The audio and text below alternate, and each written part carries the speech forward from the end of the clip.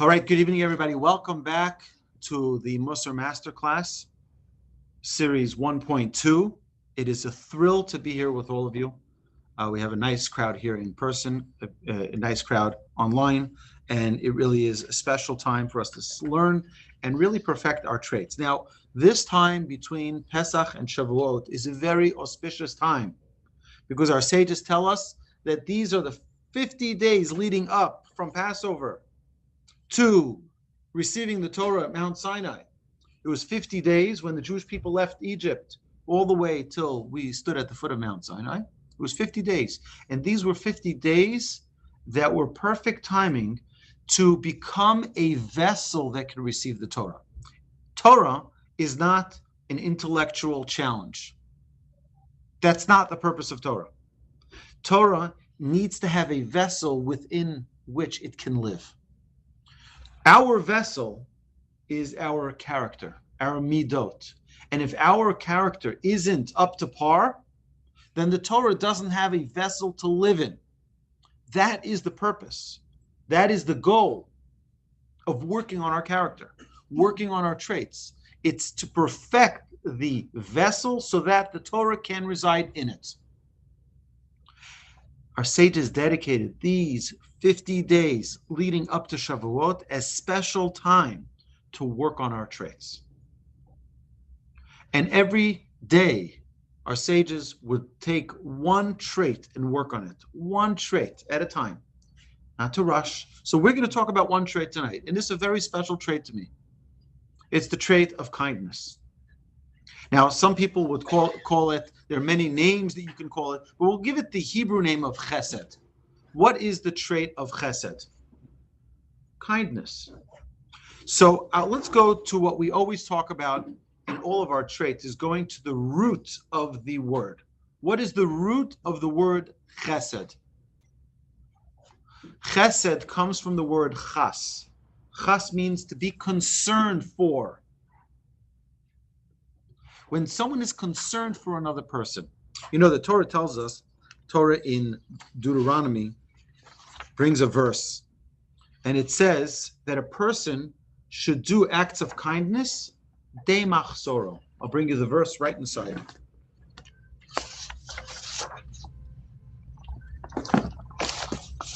Deuteronomy chapter 15, verse 8.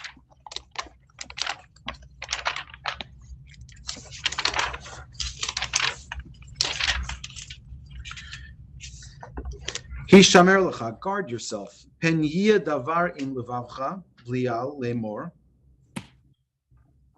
Sorry, that is not the right verse, not the correct verse. We are verse 8, the one earlier. Ki patoach tiftach et yadcha lo. Rather, you shall surely open your hand to him. V'ha'abeh ta'abitenu.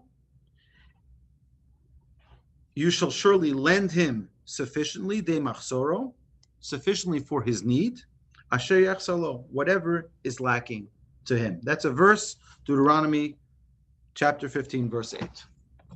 What is lacking to him? What is lacking to him? Do you know, someone comes over to you and says, can you spare $1? I need to go eat something. What is he lacking? He's lacking food. He's lacking a lot more than just money. He's lacking a lot more than just money. He's lacking a job. He's lacking a place to live, most likely. De machsoro means getting into what the lacking of that person is. I'll give you an example. I think we spoke about this example in one of the recent classes, so excuse me for the repetition. But there was a man who once came to the rabbi right before Pesach, right before the Seder. And he says to the rabbi, you know, I'm poor, and I wanted to know, he actually didn't leave out the part, he left out the part that he was poor. He just asked, is it okay if I drink 4 glasses of milk instead of 4 glasses of wine? We know we're supposed to have the 4 cups of wine. Yes, is it okay if I have the 4 glasses of milk instead? So the rabbi says, hold on a second. He goes to his office and he comes back and he gives him an envelope with money. His wife says, what are you giving him an envelope with money? Just answer his question. He asked the question, is milk okay as a substitute for wine? Rabbi says, if he's asking that, it means he doesn't either have money for meat. It means he's a poor person. And if he's a poor person, I'm not going to give him enough money for wine. I have to give him also enough money for meat. That is de machzor. You're understanding, you're listening to what's really going on. Many times we think that kindness is what I am willing to do. Now, I may not be able to fulfill the other person's need. I may not be able to. In fact, the example given in Rashi on that verse, on the comment in the commentary Rashi, he says the most incredible thing. He says, even imagine like this, okay? We have two people. One person, very simple lifestyle, right? Would make his $50,000 a year, and would take public transportation, and that's the norm of how he lives his life. You have another individual who was the CEO of a big Fortune 500 company, and he lost his job, lost his home, lost his Bentley or his Rolls Royce, his chauffeur, and now he needs to ride in public transportation. Which one is lacking more? They're both human beings, but you realize that one was used to a lifestyle that now is lacking severely. You know what it means to do kindness? The first level, understand what they're lacking. It doesn't mean that you have to fulfill it. I can't fulfill that. There's no way that I can get him his Bentley, and no way I can get him his fancy house in River Oaks, and there's no way I can get him a new private jet. But I can at least understand, and I can feel the pain of his lacking. That's the first step in kindness. Understand what someone else is going through. So the root word of chas for chesed, which is kindness, is concern. Have concern for someone else. Once you have concern, everything else is easy to solve. But feel what they're going through. So where does this trait come from? One of the sages, when they saw the destruction of the temple, they said, "Oi, look, our temple is gone. We no longer have a place for our atonement. Where are we going to bring our offerings?" So the other sages said, no, the Jewish people will have another place for atonement. That's the acts of kindness that they do. When we do proper acts of loving kindness, our sages teach us, it's as if we've brought an offering. It's an atonement for us. It's an incredible thing to just... So where does this trait really come from? Where do we learn kindness from? We learn it from the Almighty. We learn it from God. Right? Just as the Almighty is compassionate, just as the Almighty is kind, Mahu rachum afata rachum, Mahu chanun afata chanun, just as God is compassionate, God is kind, so do we need to act in a kind way. So do we need to be compassionate, etc., etc. Our job is to emulate God. That's our job. God is kind. We need to learn to be kind as well. And in what way is God kind? It's an amazing thing.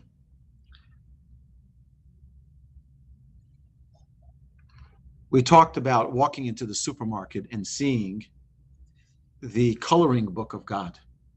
You see the fruits and vegetables. You ever wonder? It's incredible. But we say a blessing after we eat a meal. We say in the Birkat HaMazon, in the grace after meals, the most incredible blessings, thanking God. One of the things that we say, that God gave us all goodness. Do you know how God gave it to us? Bechein, bechesed, uverachamim. Bechein with grace, bechesed with kindness, uverachamim with compassion.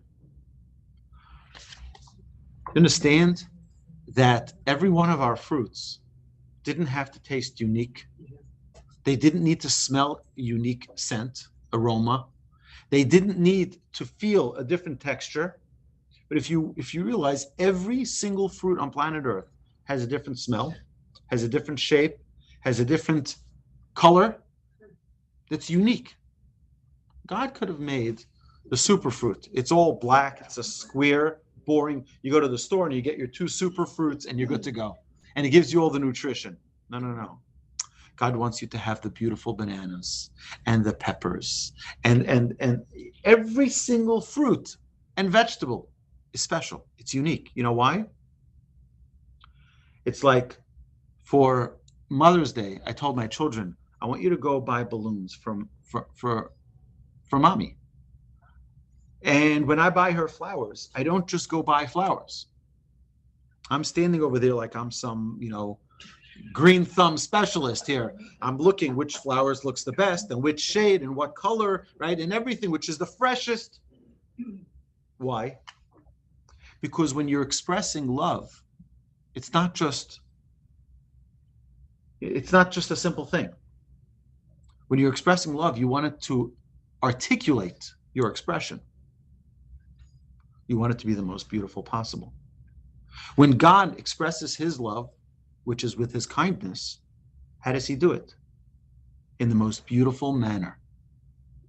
Every fruit that you look at should tell you, it should sing in your ears, I love you, signed, God. And every time you look at a beautiful sunset, it should say, I love you, God. Because God doesn't need to give it to us. Sunsets do not need to be that beautiful.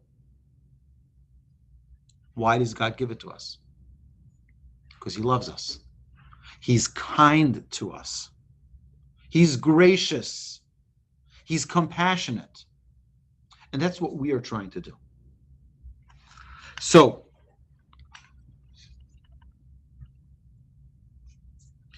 one of the reasons that we need to emulate God, in the beginning of the Torah, when it talks about God creating mankind, it says that, and Hashem created man in his image, in the image of God. That's our job, to be the image of God. Throughout the existence, after Adam and Eve, our job is to be the image of God. That when someone looks at us, they're like, oh, that's the image of God. Look, they're acting God-like. And that's our responsibility.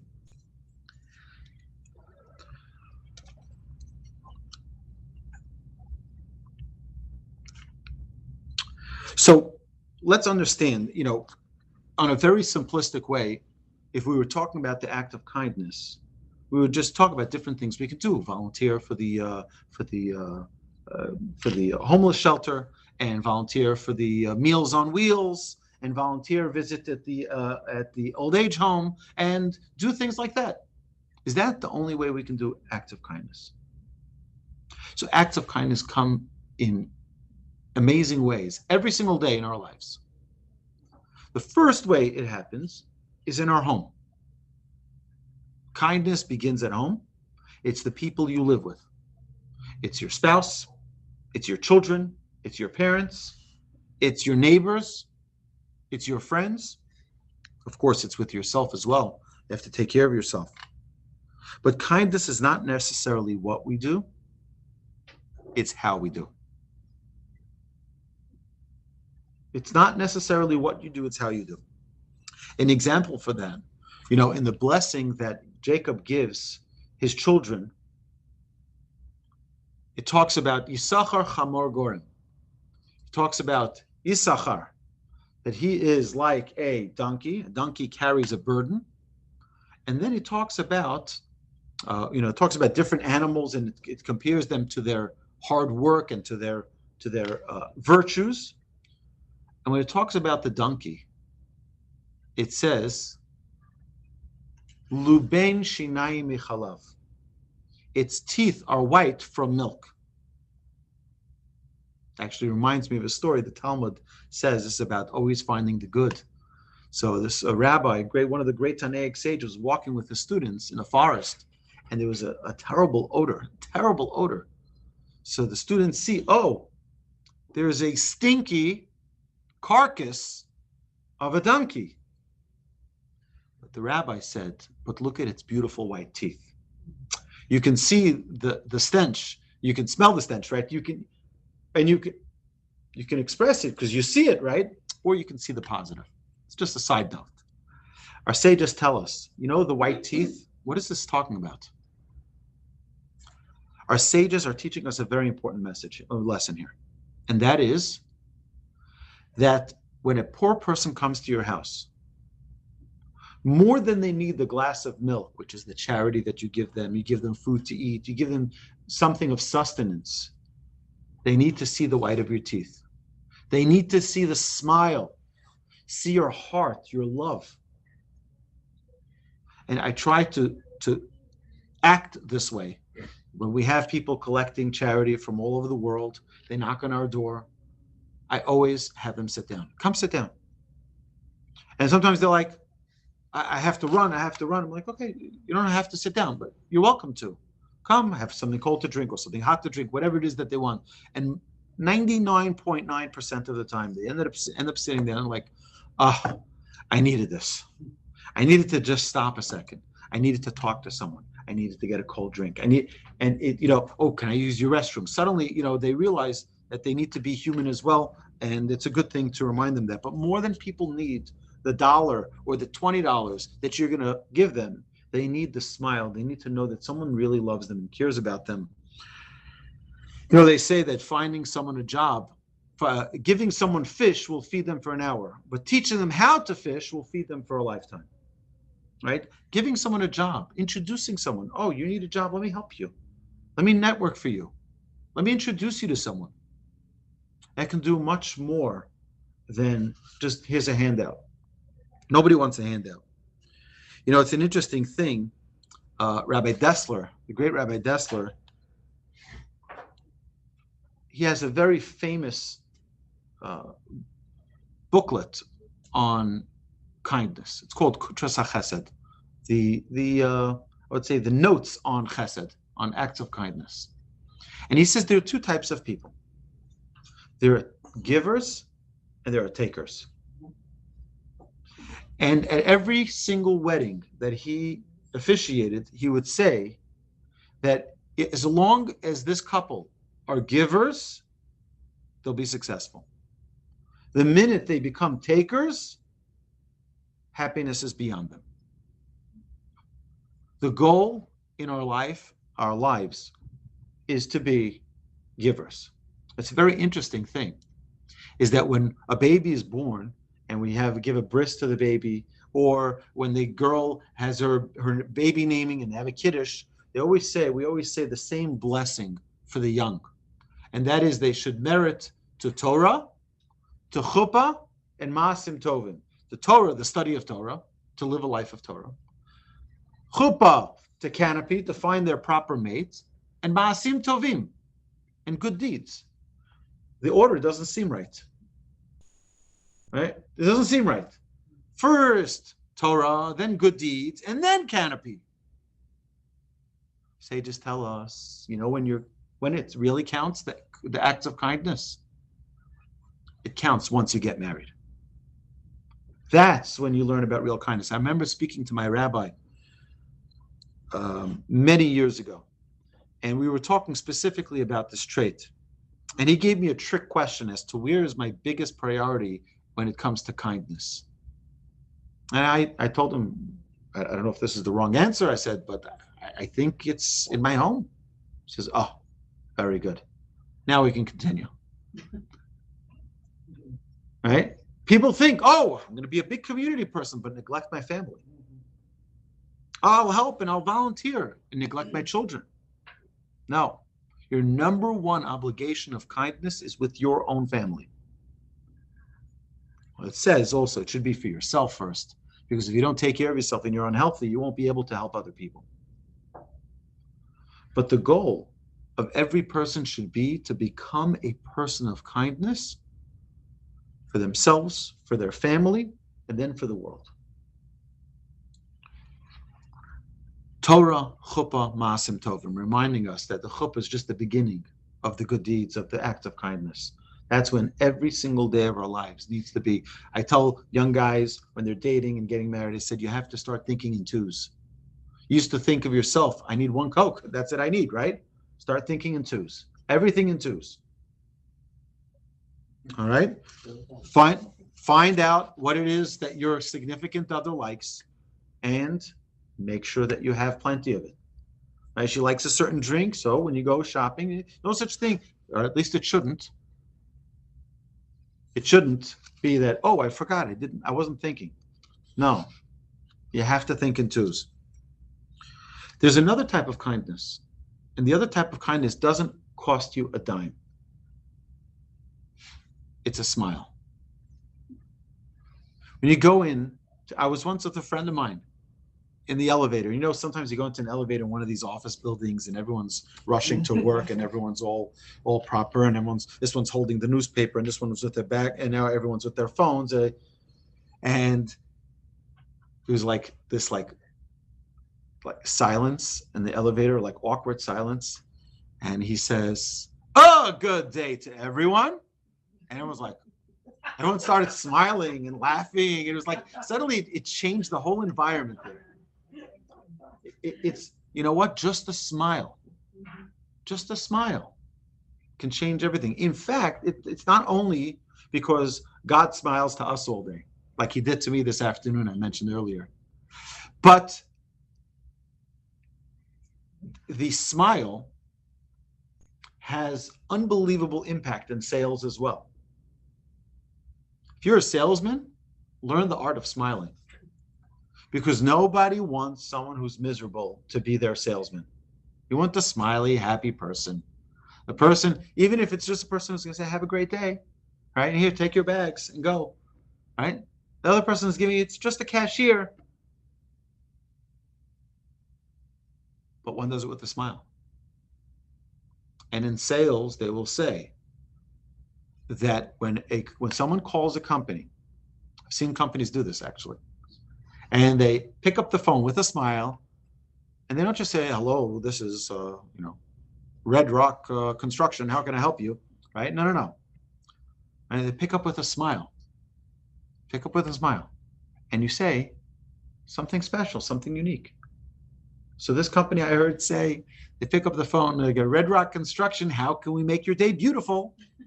Right? Yeah, it's cheesy, but you know what? Everyone smiles and everyone laughs and everyone enjoys doing business with them.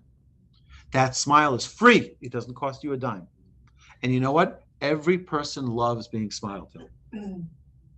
I don't mean creepily, okay? Okay. In a genuine way. You're happy to see another person. So the first task when we talk about kindness is learning what the other person is missing. Now, we're here, a lot of people in this room. I guarantee you that if you spend 3 minutes with the person sitting in front of you, behind you, around you, you will find that there's something that they're lacking right now. Right this moment, there's something.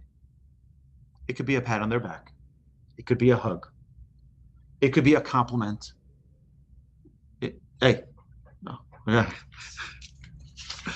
Everybody needs something.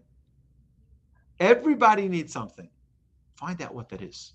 My grandfather did a 1 week sample with his students on exactly this. He said, I wanted them every day to find a person with which they can identify what their lackings were, not to fulfill their lackings, just identify what it is. After 1 week, the students came back and they said, it's too hard. It was too difficult. Now, let me tell you why. You see, we're very selfish people, human beings. We are very selfish people. I'll tell you why. This is primarily men. I'm a man, so I can talk for myself, right? Very selfish. Okay, women is not. I'll tell you, I once had one of my children, my wife went out with some friends and she left me with the little baby who needs to be fed and diaper changed. And I think I'm a pretty attentive father. And I got some of the kids to sleep. And now I have this baby who doesn't stop crying. And I don't know what to do. And I change its diaper. I was, singing, a lullaby, and I'm feeding it, giving it, its baby bottle, giving its pacifier. Or I didn't give it the bottle. I was just trying the pacifier, right? I was just a pacifier. And I called my wife and said, I'm sorry. I know you're with your friends. I don't want to bother you. The baby is it's not stopping to cry. I can't figure out what's going on with it. She said, oh, it's for sure hungry, for sure thirsty. Right? For sure thirsty. And sure enough, gave it the bottle, and it was very happy. Baby was happy. Right? How come I didn't know that? How come I didn't sense that? It's not an instinct that I have developed. I need to learn to still develop that. Every one of us needs to learn to develop that. But she instinctively knew in 1 millisecond what it is that he needed. Because she completely in tuned with this baby. Completely aligned. That doesn't mean that men cannot. It just means that we're not as in tuned. It's an unbelievable thing. A gift. Now, each of us can develop that, but it takes training. It takes time. It takes effort to crystallize and perfect this trait. It starts by recognizing that people around you need something. And you know what? Even if you're not able to fulfill it, identify it. What are their lackings? The Chavetz Chaim says that just like Torah, acts of kindness need to be done daily. Torah, we need to learn daily. Acts of kindness, we need to do daily. I'll give you an example. There's a guy who would go every single morning. He was a shochet, a slaughterer, in a factory, in a slaughterhouse, right? And he would come there in the morning, and he'd leave in the evening, and he'd come with a whole group of it's a shochet. A shochet is a slaughterer, right? A ritual slaughterer, and every kosher animal needs to be slaughtered properly. And this is in Israel, and they'd come in the morning, they'd leave in the evening, every single day. One day, the owner of the factory is locking up. He locks up. As he's leaving, the security guard stops him and he says, you can't leave. So what do you mean I can't leave? He says, I'd locked up. Everything is closed. He says, no, there's someone still there. He says, I checked. There's no one there. He says, someone is still there. And sure enough, they checked the building, and in one of the freezers, one of the shochets was there. So the owner tells him, how did you know? How did you know that he was still there? He says, because every single day when he comes in the morning, he says good morning, and every single evening he says good evening. And I was waiting for my good evening this night, and he didn't give it to me. I knew he was still inside. The power, right? It's an unbelievable thing. Acts of kindness need to be performed daily, just like everything else that we do. The word noten, to give, the word noten, which means to give, is a palindrome. Nun, taf, nun, and it comes back. What you give, you will get in return. There's a story I read today about a man in Israel who ordered a very, very expensive antique clock for $50,000. He's been wanting this clock for a very long time, a very expensive clock, obviously, and he put aside in his safe $50,000. He was waiting many months till it was getting shipped in from probably Switzerland or wherever this clock is being fabricated, and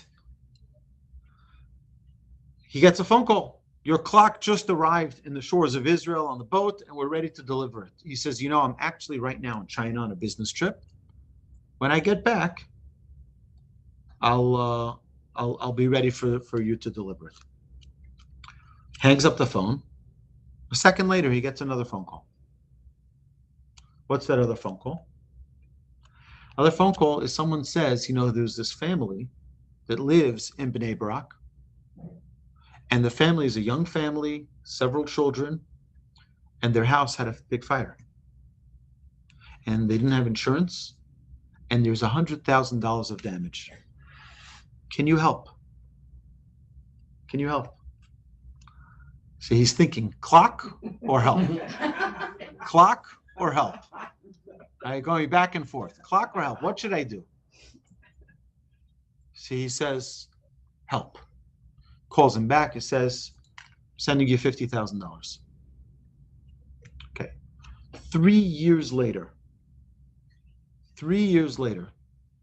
his son lives in a moshav called Bet Meir. And over Shabbat, there was a fire in that moshav. And after Shabbat, he hears the news of this terrible fire that ravaged the moshav. And the son is unsure. He's coming back home after Shabbos to see the damage of what happened. And the house next to him burned down completely on both sides. The house behind him on the other street burned down completely. In his house that was owned by his father, not even a bush was burnt. Not even a bush was burnt. And the father says, I know why. Now, obviously, we don't know why, but he said, it's because of that $50,000 that I gave to the family that their house burnt down. God is now repaying me. Now, we don't know the exact calculations of God. But there's always, when you give, you get back. We don't know how. And sometimes it's the most mysterious ways. And sometimes it's not immediate. I had an individual tell me, he says, Rabbi, we learn, the Torah teaches us that you can test God on very limited things. One of them is on your tithe. Someone who tithes can test God that he will get it back in return. An amazing thing. Test God. Uvchanuni na bazos. You can test me, God says. Give charity, you're not gonna lose out, ever. So this friend of mine went with him for a long walk, and he says to me, I'll be honest with you, he says, I'm meticulous about my charity. I'm meticulous, he said. Every dollar I earn, I give a tithe plus. Every dollar. He says, last year, I didn't even make back half of it. He says, till now, it's almost exact. He says, the last year wasn't even close. So what do you answer? What do you answer? First is, I don't know, right? I told you, if I don't know, I tell you I don't know. But I said, maybe. I said, how old are you? He said, I'm 52 years old. 52 years old. I said, how many years have you been giving a tithe? He says, about 3 years. I said, what happened to the previous 49 years?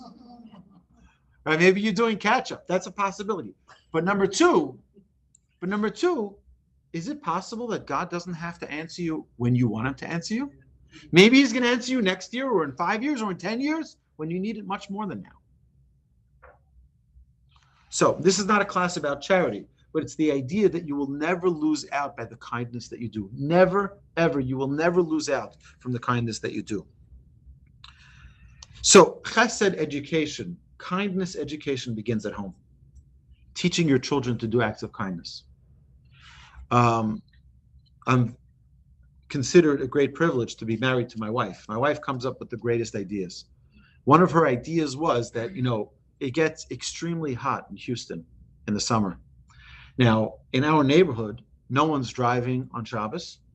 No one's riding their bicycles on Shabbos. Everyone's walking to shul on Shabbos. And we live in Grand Central Station. So my wife is like, it would be nice if we offered people cold water on a 97-degree hot Shabbos day. So we bought this big, bright orange water cooler, and every Friday we get a delivery of fresh spring water bottles and a couple of packs of ice, and we put it in the fridge and freezer. And Shabbos morning, we put it out in that cooler, and we have cups for it, and people passing by the entire day stop by to get a cold drink of cold water. Now, That's a great act of kindness. But I want to tell you what I think is the best part of this whole thing and the absolute greatest gift. And that is my children are so excited about this that every Shabbos morning when I wake up, they already have everything ready on the kitchen counter, prepared, because they're so excited. What are they excited for? They're excited so that they can help other people. And that's, to me, the greatest gift of it all, is that hopefully, we're able, through this act of kindness, to teach our children to always be looking out for other people. To teach our children, think about other people, do something nice for other people. That's hopefully the added benefit, but it needs to be taught. I'll tell you an amazing story. Anybody ever heard of the Reichmans? The Reichmans were the wealthiest Jewish family. I remember 1986, I believe it was. They were on the front cover of the U.S. News and World Report, the two brothers, Reichman brothers, as the second wealthiest human beings on planet Earth. They're Torah observant Orthodox Jews from Canada. Right, today you have Jeff Bezos and you have all these other Elon Musks of the world, right? But these two brothers were the most incredible people of kindness. I heard this from one of their sons. And he was when I met him, he was probably 26 years old. Young guy. He told me that his father, when he would give charity to rabbis in yeshivas, he'd call him into the room as a little boy. And he would give him a pen and a checkbook. And he'd say, here, fill it out. And he'd say, this and this yeshiva, $100,000. And the child would have to learn to write a check out for $100,000. It's like, oh, you have a secretary that can write it out for you. You can write it out for yourself. What are you asking a 12-year-old kid to write it out? He says, because one day you're going to inherit this money. And I want you to know how to give. You need to, it's part of the education of a parent.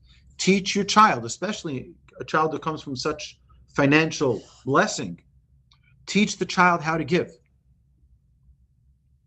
It's something that we can do. If you're giving, and I do this with my children, not the same way, but when these people come to our home, I give my child the check.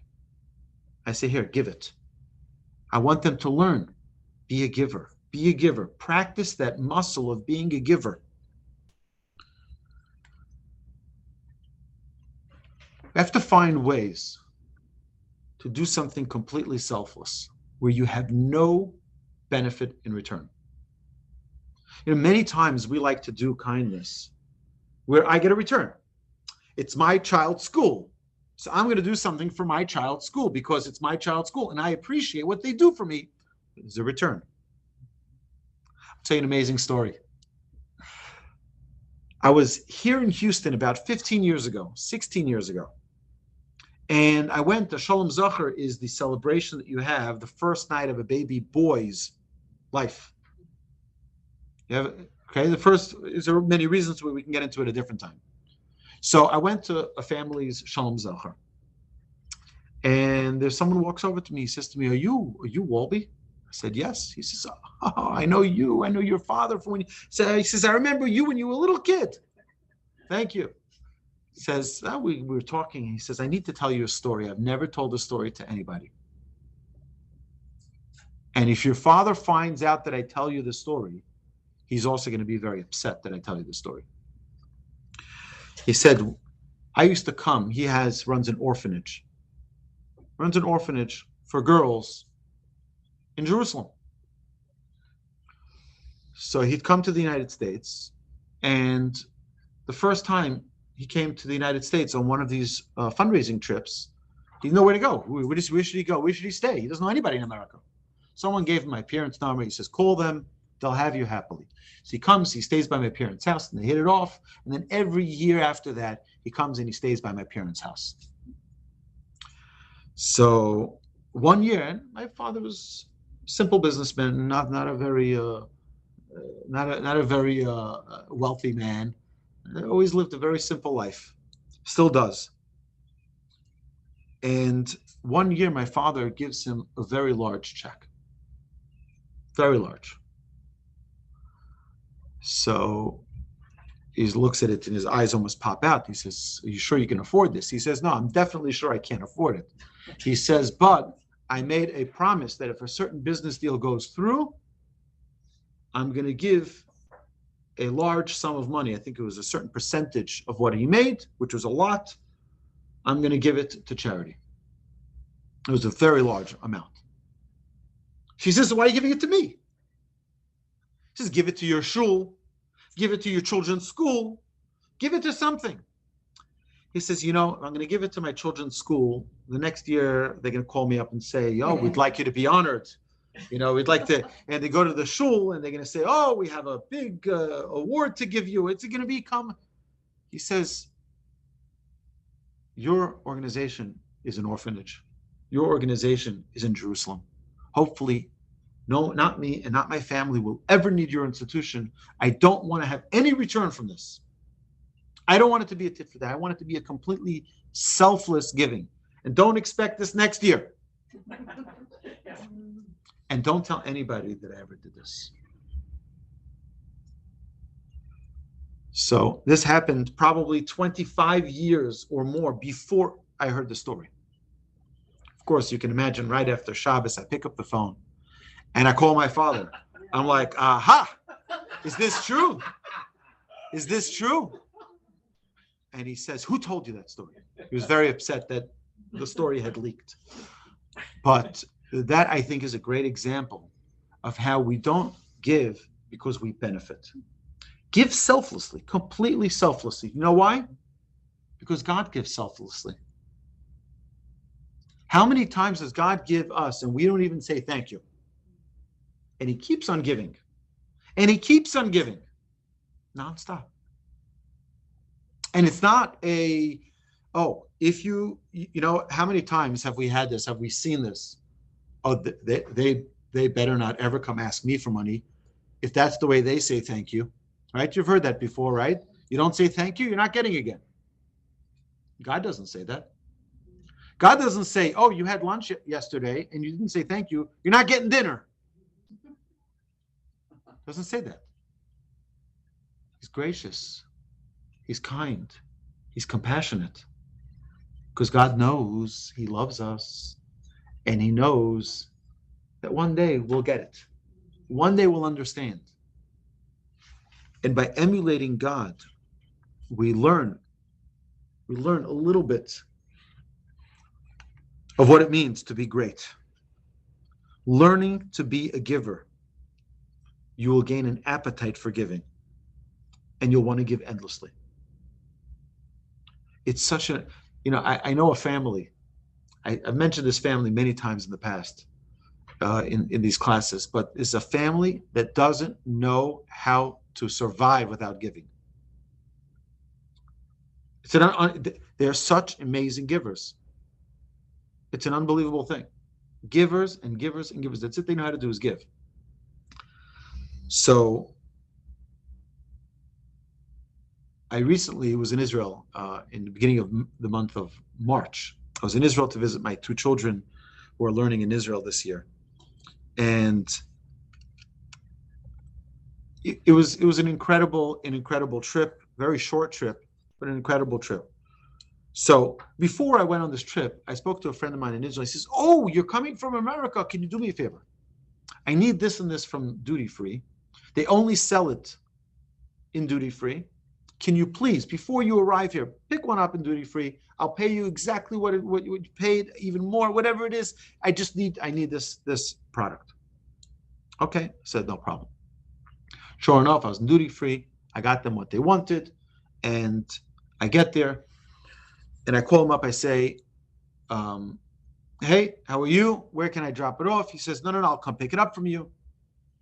So, close family friends for many decades and decades. So my parents grew up, my father grew up with this whole family. And I bring him the thing. He says, how much is it? I sent him a picture of the receipt, $171.65. He has an envelope sealed, $171.65. He says, this is for this. I said, thank you very much. Oh, whoa, you're not going anywhere. He says, but this is because I love you. So what was the matter? Okay, so there's a very interesting halacha. Halacha says that you can't charge interest. Jews not allowed to charge interest. Right? You can't overpay. So if I paid $171.65, he's not allowed to pay me $172. He has to pay $171.65, 64 cents, whatever it is. That's what he has to pay. And that's what the halacha teaches us. Just keep it. It's okay. It's no. So this individual works in the Knesset. And he bought me and my wife as a gift 2 items from the Knesset: the official Knesset pen and the official Knesset notebook. I hope it's only truth that goes into that notebook. There's a lot of unsavory things that happen in that Knesset, but it's just. And I said to him, "It's not necessary. Please, let me just do you can keep." No. He doesn't know how to see someone and not do an act of kindness to them. He doesn't know. They don't. You understand? You understand what that means? I'll tell you even a more drastic story than this. I shared it here, I think, but please forgive me. Okay, it's an amazing story. There's a grandchild from this family was a stillborn baby.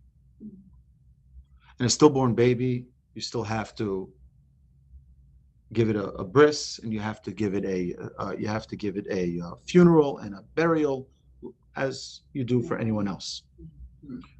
So it's very sad. It's tragic, right? Listen to what the grandfather did. The grandfather had known that there were 2 families in that city, in that community, that were in a feud for decades. This family and this family, arch nemesis families, they are, okay. Nothing to talk about. See, he calls up the head of one of those families, and he says to him, my grandchild was a stillborn baby, about to bury the baby. Oh, I'm so sorry to hear that, Rabbi. He says, I want you to please come to my house.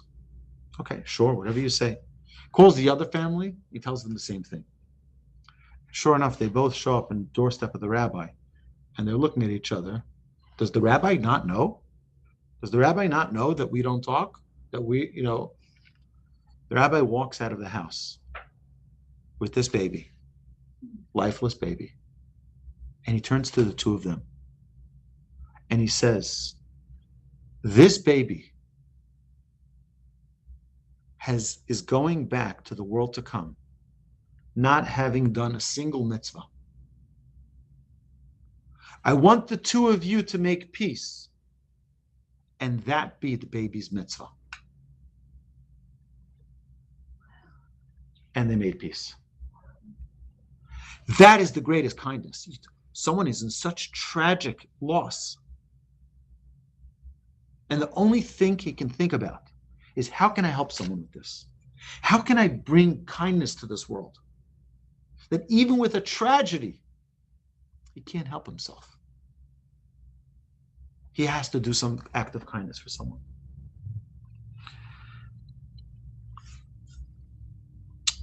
I will share with you a story. I think I may have mentioned this at the beginning of the previous Masterclass series, but I had my own experience with giving.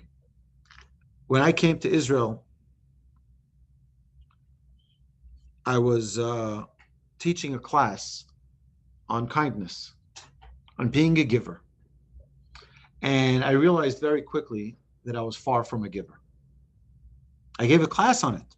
One of the students giving class to the other students. Why? I came from the United States, and Israel at the time didn't have the import that it does today. This is in the early 90s. And I had my special treats that I brought from America that you can't get in Israel.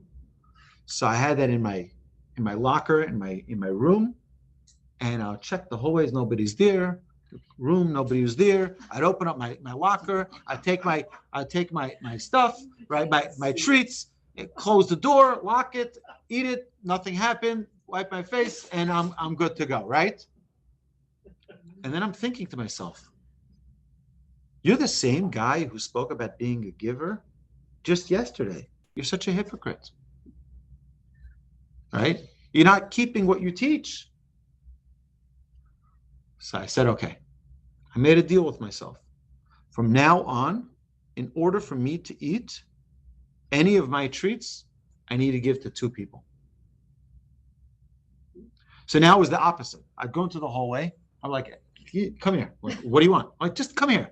Just come here, right? And they'd be like, what do you want, right? Like, come here.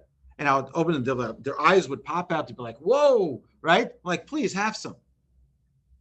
And that was my gateway to having some myself. It's like, if I don't give to someone else, I can't enjoy myself. And what that did to me is it changed my life.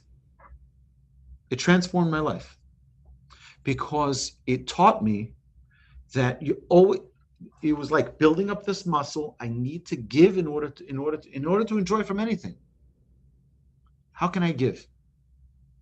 And it's not something, some people have it naturally.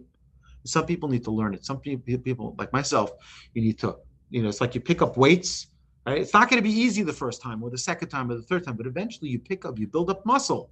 Oh, now it gets easier. Now you can build more. You can do more weights. That's the act of giving. Act of giving is a muscle. You need to work that muscle and work that muscle and work that muscle.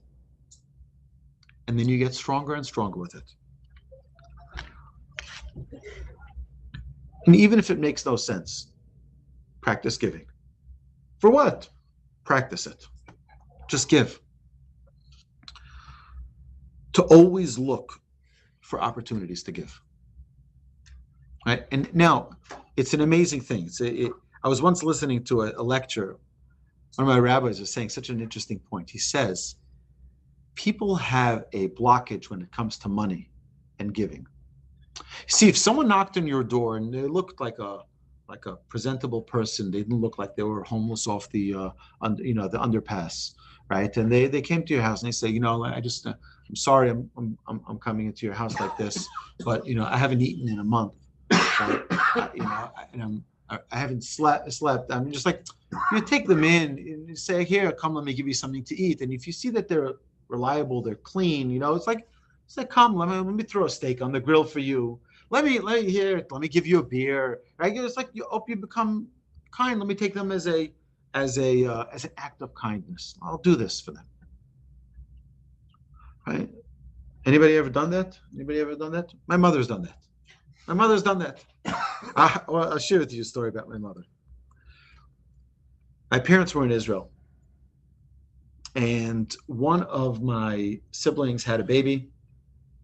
And then another sibling had a baby, and my parents had to extend their trip. They ended up coming back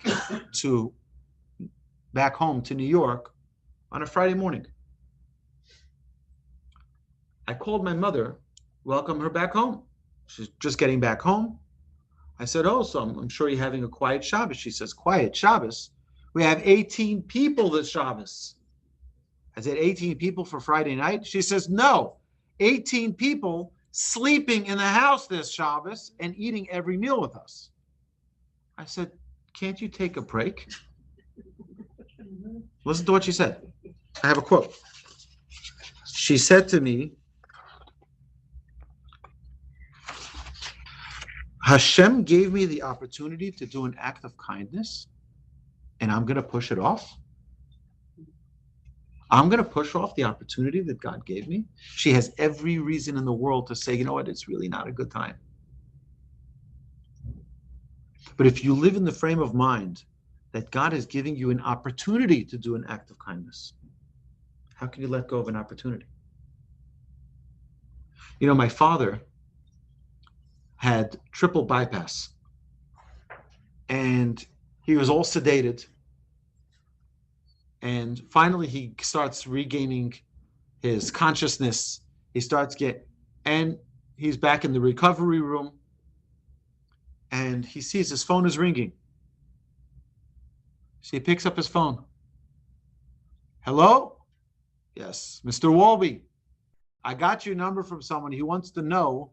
I got your number from someone, and I'm coming to New York for treatments. And he told me that you'd be okay with me staying in your home.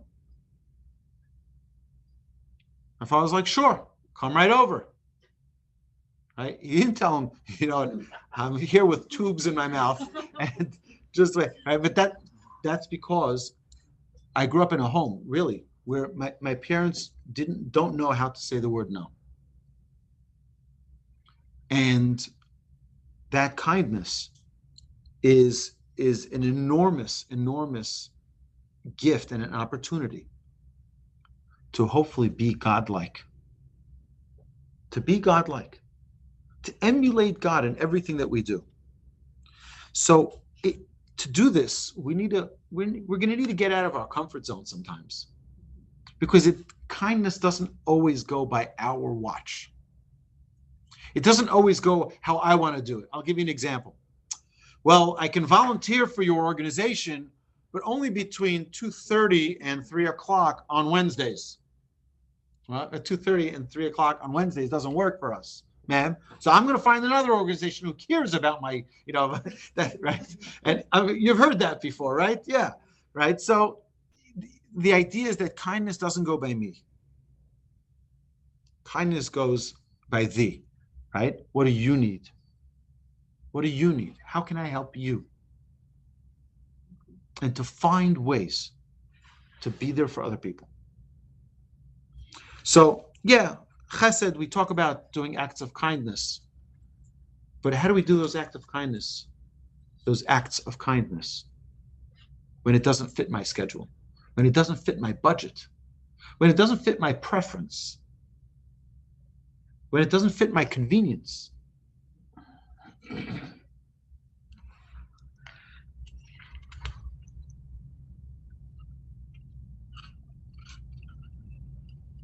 So there is a special mitzvah to loan someone money. There's a special mitzvah to give charity. But if the person is too embarrassed to take charity, they don't want to hand out. You know what the Torah tells us to do? Give it to them as a loan. Give it to them as a loan. They have their dignity saved that they didn't come for a handout. They think it's a loan and never collect it. And that way, it's a charity. Right? Now, I've seen this multiple times where someone came over to me and says, that guy, he borrowed money, never gave me the money. If he would have asked me for the money, I would have given it to him. But he borrowed it and never paid it back. Right? You know what that means? That means that it just wasn't on my terms. Right? It wasn't on my terms. So what's if it's not on your terms? Kindness is not always on your terms. It's the heart that matters. And if we really have the right heart, it doesn't need to be on our terms. It doesn't need to be on our terms. So there's another mitzvah, by the way. It talks about loaning that money. It says also, in this week's parsha that we just read, that you shouldn't take revenge, but also you shouldn't hold a grudge. All right? So if you go to your neighbor's house and say, would you have a cup of sugar? And they're like, no, I'm not giving you a cup of sugar. I have a cup of sugar. I'm not giving it to you. Okay? A day later, they come to you and they say, do you have 2 tablespoons of salt? So not holding a grudge would be the following. Okay? Well, this is what holding a grudge would be, and then we'll see what it is not to. Oh, you want 2 tablespoons of sugar, of salt? I'm going to give it to you, not like you. Not like you who didn't give me yesterday. I'm going to give it to you. Right? That's holding a grudge. You're not allowed to do that. Think about that. Why does the Torah tell us not to do that? Because we never know the circumstance of another person. We never know the situation they're in. We never know the challenge they're facing. Don't hold a grudge. They ask you for a favor in return. Oh, he didn't invite me for their child's wedding. I'm not inviting them to my child's wedding. Right? Also, we mentioned this previously, but also giving without expecting returns.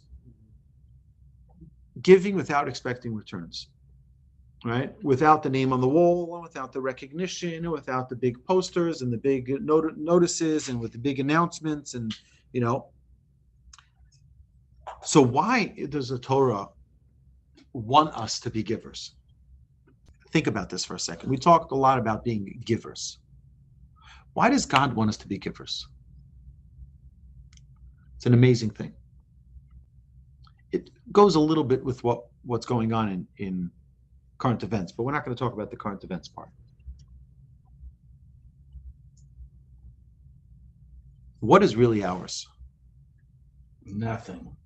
What is really ours? It's not ours. We think that the money that is in my bank account is mine. No. Hashem says, you're just a money manager for me. Because today it's yours, tomorrow it's gone. People think it's me, it's mine, and they relate to it in a way that's very personal. It's mine. Or you can realize Hashem gives it to you. So I want you to distribute it for me. Imagine you have a sales distributor. You sell boxes of tissues. So you manufacture them and you send them to your distributor, and he's going to send them out to everybody. He doesn't want to distribute them. I'm keeping them in my warehouse. What are you going to do? Get a new distributor. I didn't ask you to hold on to it. I asked you to distribute them. God sends us to be his distributor, and we say, no.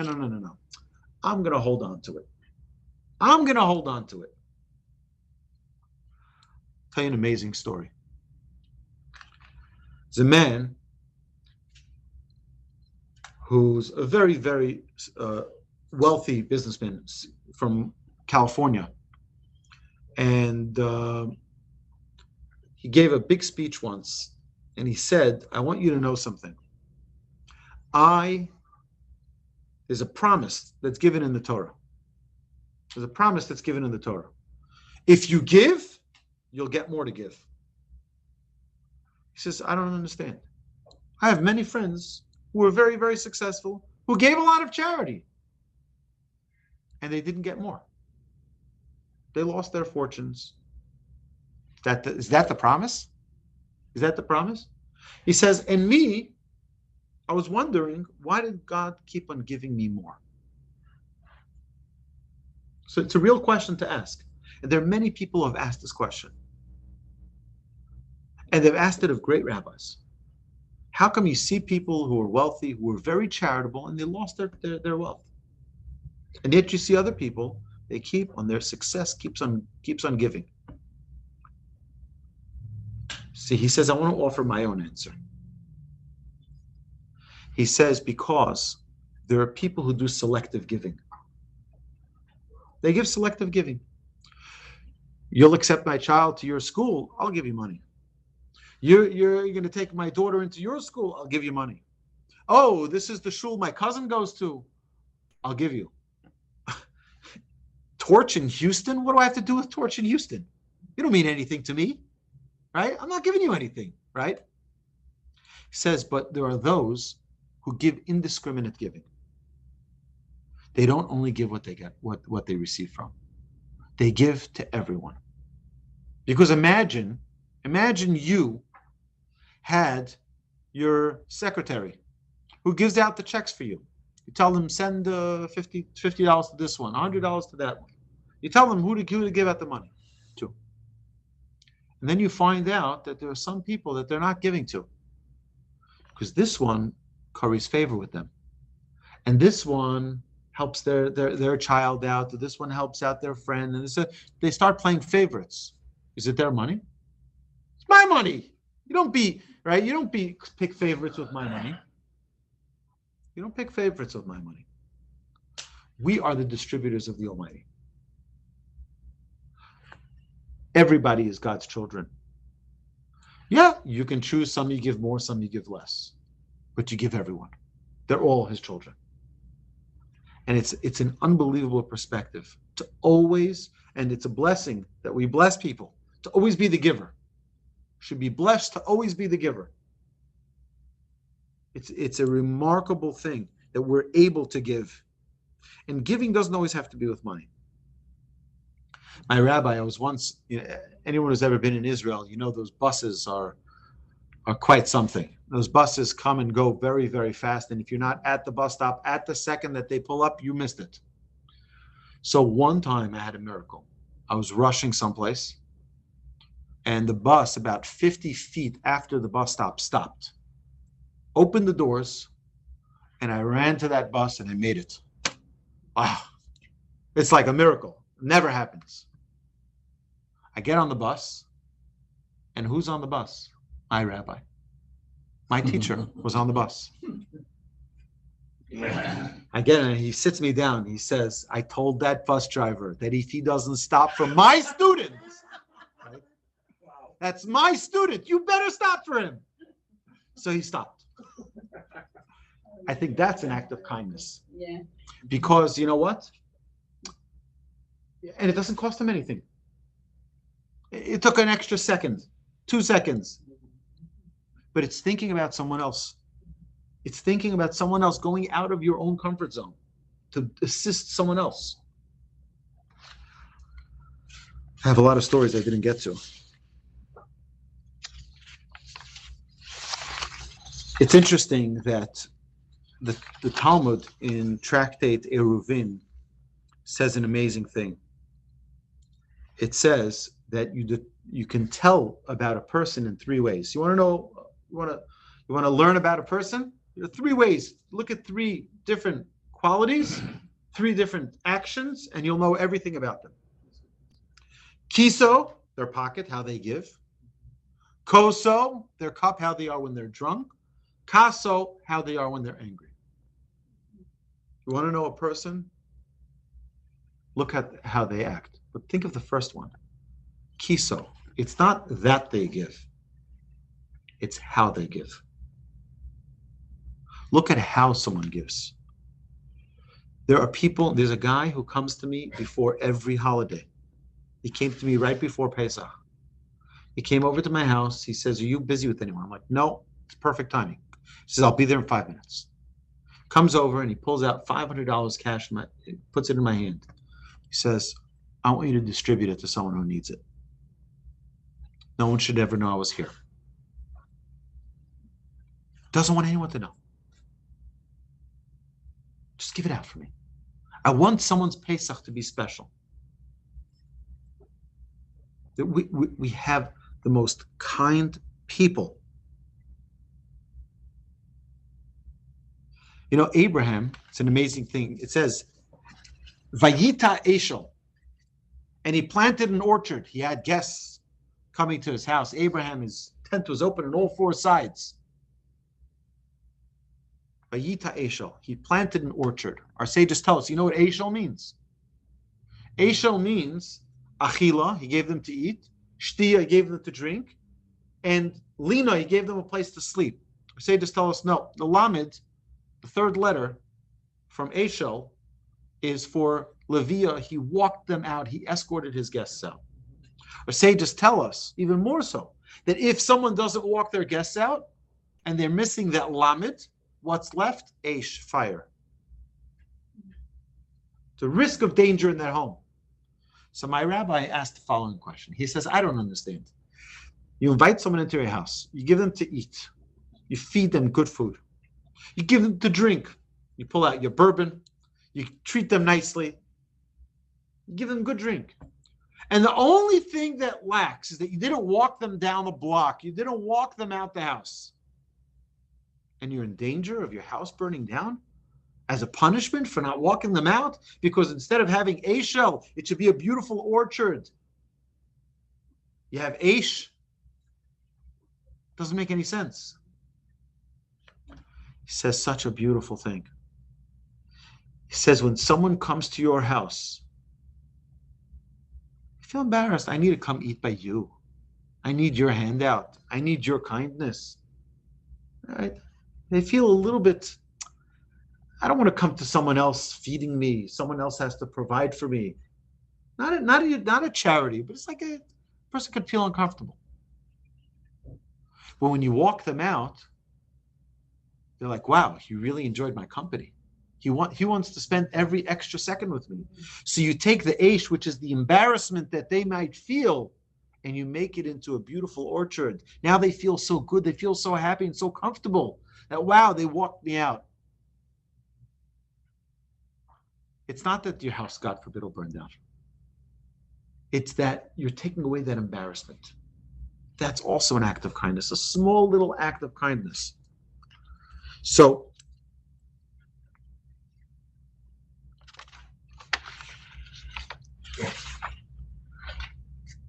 I want to finish with one more story. So my wife's cousin, I believe their last name is Eichenthal. It's like a second cousin. They have like 18 children. They have this massive house in Borough Park. And they built their entire house so that they can host many people. And of course, they have many children. But their whole basement is a guest house for people who collect charity. People come from Israel and they're collecting from many institutions, and they have a place. It's a week, 2 week, 3 week. As long as they need, they have a room in their basement. Everyone has their own room. One time, Mr. I believe Eichenthal, I think his name is, was walking in his own basement. He was just passing through. One of the guys stops him. He says, do you think they're going to throw me out? I've been here for like 3 weeks already. Like, do you think they're going to throw me out? Not knowing that he's speaking to the man of the house. See, he says, I don't know. I've been here for like 20 years. They didn't kick me out yet. So there's a lot that we can continue talking about this. We can talk so much about that. I have like 30, 40 pages here, but I want to just leave off with one more note, okay? And this is that point that we mentioned, that Hashem wants us to understand that not everything is ours. I once got a phone call from a man. He says to me, Rabbi, and as many of you know, I have the privilege of being responsible for this organization, Torch, and part of that responsibility is raising funds for it. So I get a phone call from an individual. He says to me, Rabbi, I have a check waiting for you in my office. It's not a call I get very frequently. But he says, I have a check waiting for you. So I said to him, wow, thank you so much. It's so kind. Like, what happened? Like that suddenly you're calling me, like, it's like, what's going on? And we're good friends, but it's like, I'm like, what happened that you decided to call me on a random Tuesday and tell me I have a check waiting for you? He says, Rabbi, God has given me so much blessing. God has given me so much blessing. I feel that it's not fair that I don't give more. So I said, thank you. So his response was, if it were mine, you wouldn't get a dime. He says, but it's God's. It's God's. And I think it's such a healthy attitude. It's such a healthy perspective for someone to realize everything we have is a gift from Hashem. Let's utilize it to bring a smile to someone else. To do an act of kindness means to be selfless, means to not only think about me. I have been in this body my entire life. And I know when this body is tired. I know when this body is hungry and thirsty. I know it. But do I know when this body does and when this body does? No, I don't. And that's what we need to learn when we do Chesed. We have to be in tune to other people. Someone might be thirsty. Let's get them a drink. They don't have to beg. They don't have to ask. If we're finely in tuned, we'll know what other people need. Women have this naturally. It says that the woman understands her guests. The women understand their guests. She'll know right away. The woman will know. The man is like, busy with other things, right? I don't know. The woman will have that sense to know. They're thirsty. They want more to drink. They want another portion of that. because they're in tune to that. They're gifted with that. Men need to learn this, and this is the number one job of any married man. And as a humanity, this is our job, to be thinking about other people. So Hashem should bless us all. Before we open the microphones, Hashem should bless each and every one of us to have the ability, the strength, and the compassion to always be giving to everyone around us. Amen. Amen. All right, my dear friends, thank you so much for joining us. If anybody has any questions, you're welcome to unmute your microphones. And to the